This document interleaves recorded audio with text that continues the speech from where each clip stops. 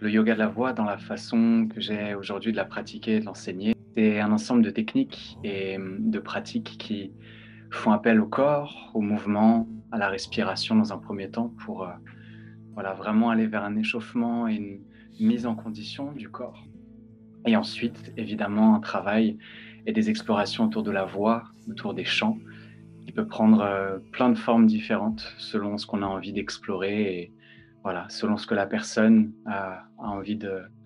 d'approfondir le jour J. Donc au niveau des bienfaits qu'on peut retrouver dans le yoga de la voix, au niveau physique, il y a toute cette mise en mouvement et cette mise en vibration, donc à la fois dans les organes, dans les os, dans toute forme de tissu qui constitue le corps. Donc pour certaines personnes, c'est extrêmement tangible, extrêmement clair.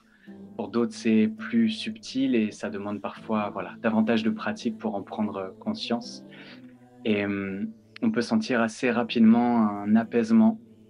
au niveau donc, du corps physique, donc parfois de certaines douleurs qui viennent au fil du temps, au fil des pratiques, s'apaiser. Au niveau du mental, au niveau de tout ce qui peut circuler dans la tête, tout ce qui peut au niveau psycho-émotionnel nous charger, on ressent de façon assez révolutionnaire parfois une grande amélioration et un adoucissement de ce que certaines personnes peuvent porter à travers elles. Et une des choses qui, de même que pour le yin yoga, me fascine avec ces pratiques du yoga de la voix, c'est qu'elles sont vraiment ouvertes, accessibles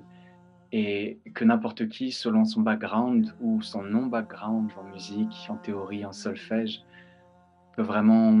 se laisser découvrir et plonger dans cet univers. Donc j'encourage vraiment, si j'ai envie de dire, j'encourage surtout les personnes qui ressentent un appel pour le chant, la voix et qui se sentent voilà, parfois retenues ou contraintes par des choses qui parfois ne leur appartiennent même pas, de s'autoriser à chanter comme on peut gagner à s'autoriser à danser, à parler, à rencontrer et à exposer qui l'on est. Voilà, je pense que la voix est vraiment, pour le coup, une voie d'entrée qui peut être très puissante et transformatrice pour toute personne qui sent qu'elle a de nouveaux espaces à s'accorder. Donc j'aime beaucoup commencer les pratiques de yoga de la voix par un temps de relaxation déjà pour s'assurer voilà, que le corps est tranquille, que le système nerveux peut s'apaiser.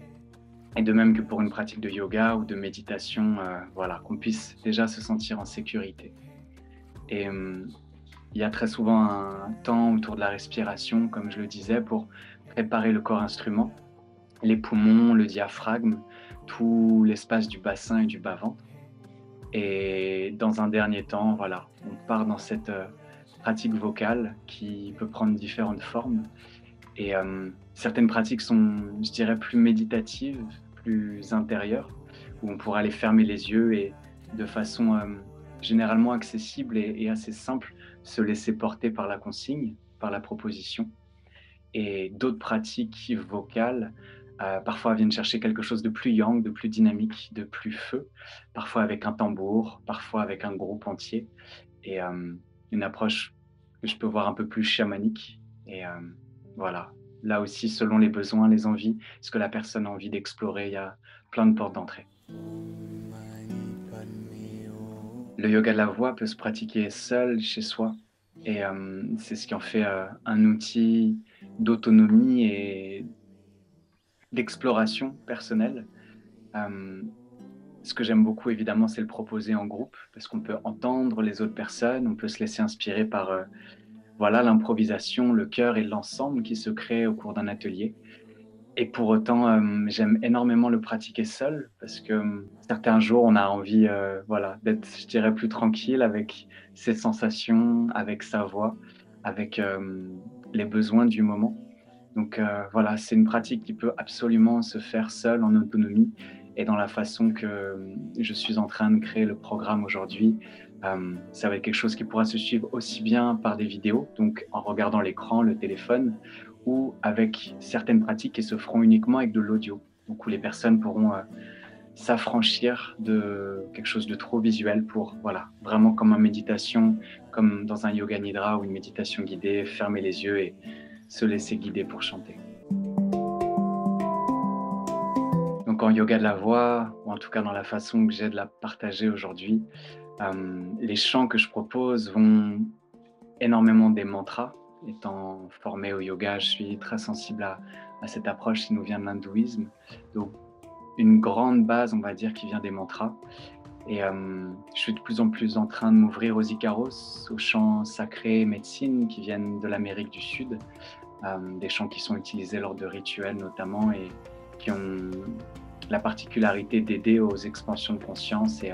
aux états modifiés de conscience. Et on peut aller sur des choses beaucoup plus, je dirais, basiques et brutes, comme des simples A, des OU, des O, et de voir comme, sans avoir nécessairement un mantra, un sens ou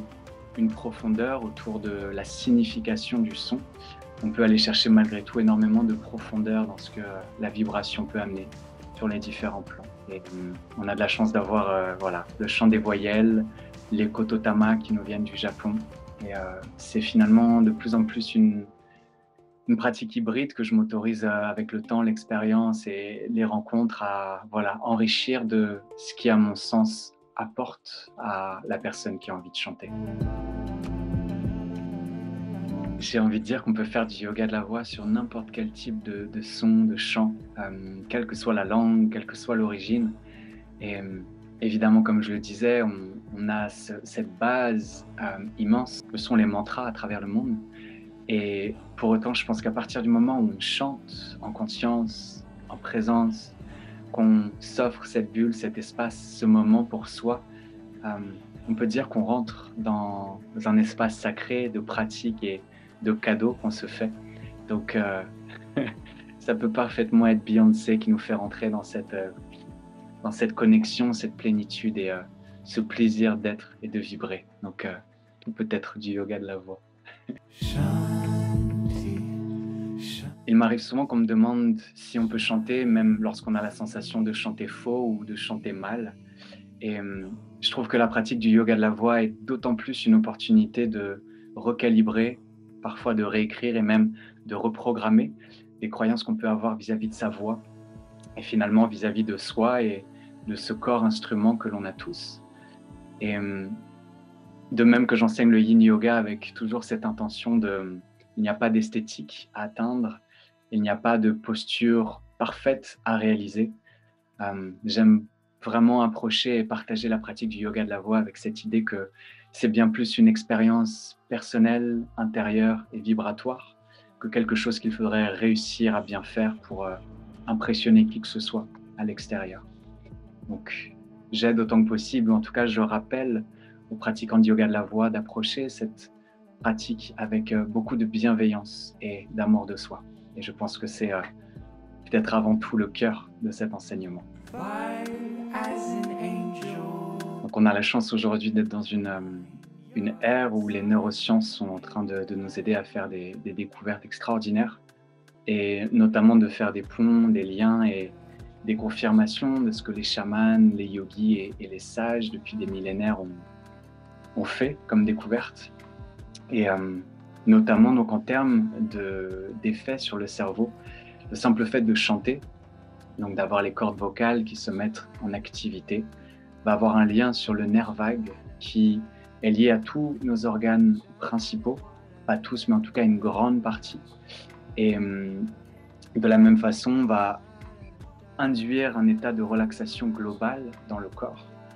Et d'un même jet, d'un même courant, on remarque et surtout on expérimente, on sent assez rapidement que dès qu'on se met à chanter de façon répétée dans un espace safe, les ondes cérébrales, la fréquence des ondes cérébrales ralentit, ce qui aide là aussi à rentrer dans un état modifié de conscience et voilà, de pouvoir vivre, ressentir et parfois découvrir les choses autrement. J'ai commencé la musique quand j'avais 7 ans par le violon. Et très rapidement est arrivé le chant comme une évidence. J'ai été assez marqué, pour ne pas dire traumatisé par l'enseignement classique, traditionnel, des conservatoires dans lesquels j'ai pas fait long feu et où j'ai quand même la chance de voilà, de construire un premier bagage pour développer mon oreille, mes sensations et voilà, une certaine sensibilité au niveau de la voix et de la musique en général. Et j'ai pu me mettre à la production de musique électronique il y a une dizaine d'années quand je suis parti vivre à Montréal. Et depuis mon premier voyage en Inde, il y a 5 ans, c'est finalement un lien entre les 2, la musique électronique et tout ce qui va être, comme on disait, état modifié de conscience avec le chant, la danse, la respiration. C'est un grand tout qui est en train de se créer entre ma casquette de producteur, de DJ et tout ce qui va concerner du coup, le chant et voilà, les expansions de conscience. Donc il y a aujourd'hui une forme d'évidence que j'ai eu un petit peu de mal à m'autoriser à incarner et à embrasser, le syndrome de l'imposteur que beaucoup d'accompagnants, de coachs et de thérapeutes, peuvent ressentir pendant un moment et ça devient tellement plus fort que moi et ça devient une telle évidence que, voilà, aujourd'hui, je m'autorise à pratiquer, enseigner et autant que possible partager ces pratiques magnifiques du yoga de la voix et de toute la musique qui l'accompagne.